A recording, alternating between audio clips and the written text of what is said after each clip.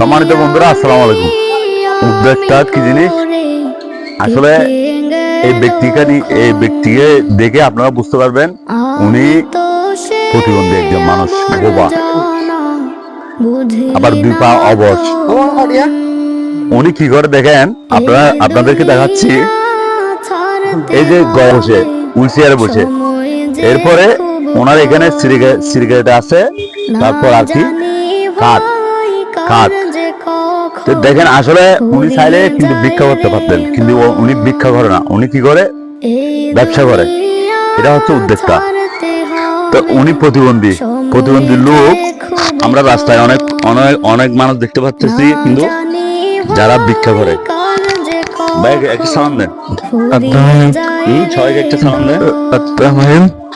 হ্যাঁ, ভালো আছেন? বন্ধুরা, সবাই এই ধরনের মানুষকে সবাই সাপোর্ট করবেন। এই জায়গাটা হচ্ছে মুন্সিপাড়া, বাদামতল। তো ভাইয়ের জন্য সবাই দোয়া করবেন। আসসালামু আলাইকুম।